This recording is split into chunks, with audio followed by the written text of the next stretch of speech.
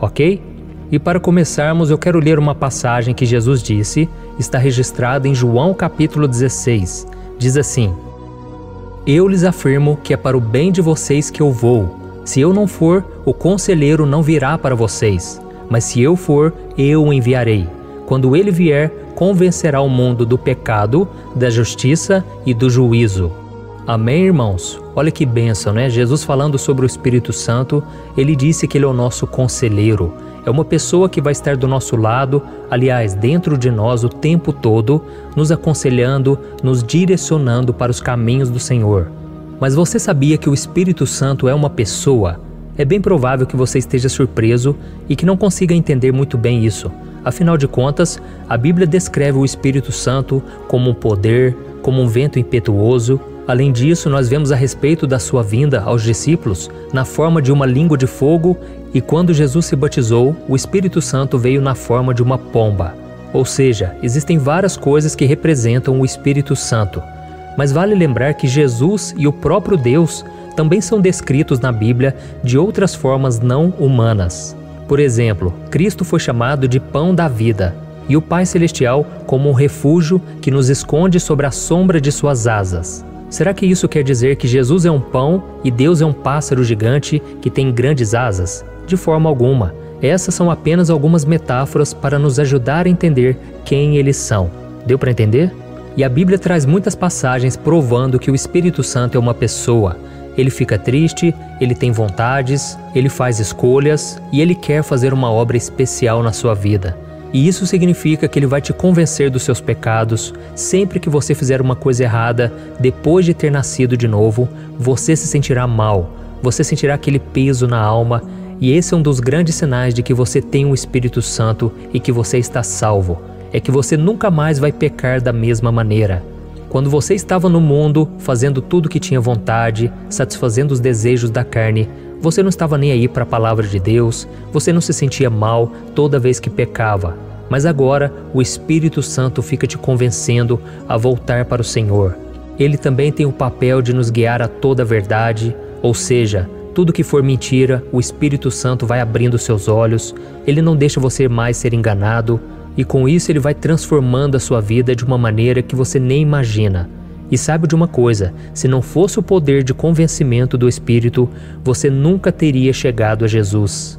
É por isso que todas as vezes que você orar por alguém, você tem que orar pedindo que Deus convença aquela pessoa através do Espírito Santo. Não é na sua força, não é na sua sabedoria, mas é Deus quem muda o coração das pessoas. Ontem mesmo eu ouvi o testemunho de um pastor que estava dirigindo uma igreja muito grande. Eu não vou falar aqui o nome da denominação, mas ele pedia muito dinheiro para as pessoas, ele agia de uma forma que ele entendeu que era errada. O Espírito Santo mostrou a ele, não foi preciso ninguém falar com ele, mas através dessas orações, o Espírito Santo tocou no coração dele, ele abandonou a prática do pecado e ele agora está conduzindo uma outra igreja, uma igreja onde ele não tem que bater metas, ele não tem que ficar extorquindo as ovelhas. Então quem fez a obra foi o Espírito Santo e a palavra de Deus. E quando o Espírito Santo nos convence do pecado, nós nos sentimos muito mal. O coração nosso fica apertado, nós ficamos muito tristes, mas isso nos conduz para a vida. A Bíblia diz que o arrependimento, de acordo com o mundo, ele gera morte, ou seja, é apenas um remorso. Mas o arrependimento que é gerado por Deus, pelo Espírito Santo, ele nos conduz à vida. Amém?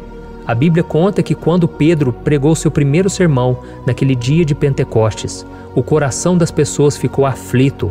As pessoas ficaram desesperadas porque elas se sentiram perdidas, sabendo que elas tinham crucificado o Filho de Deus. Mas em seguida ele disse: convertam-se e arrependam dos seus pecados para serem cancelados todos os vossos pecados e assim venha um tempo de refrigério da parte de Deus. Amém?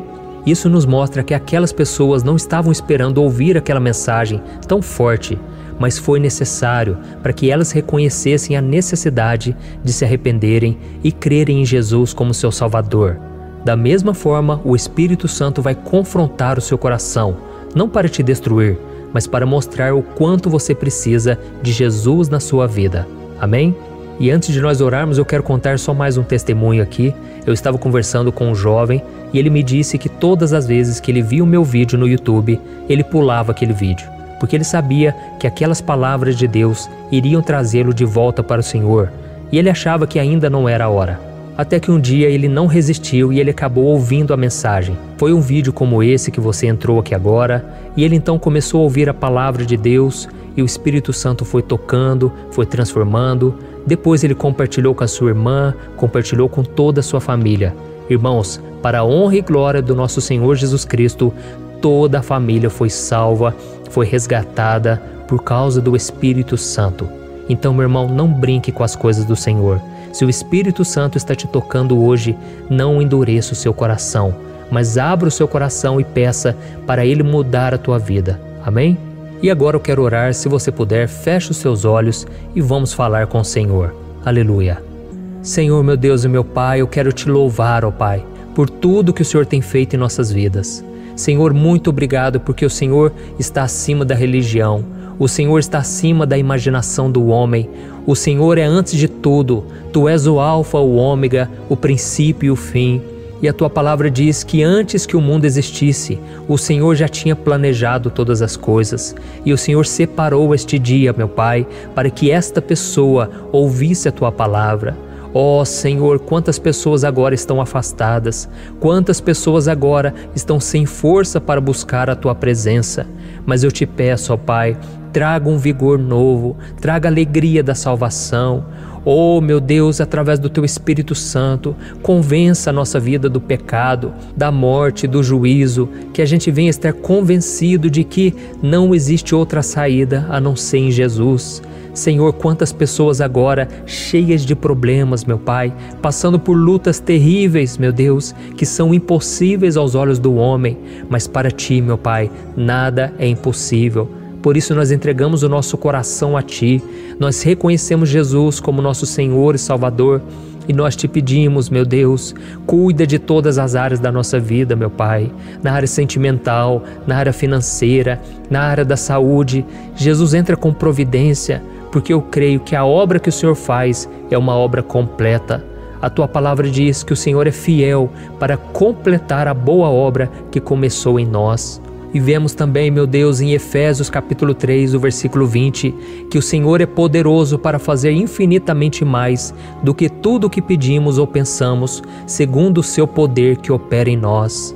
Ó Espírito Santo, Tu és aquele que está conosco e nós Te pedimos, Senhor, age em nosso favor, resolva as pendências da nossa vida e Deus, principalmente, mude o nosso coração. Porque ainda que as circunstâncias não mudem na nossa hora, no nosso tempo, mas se o nosso coração mudar, então tudo mudou. Aleluia.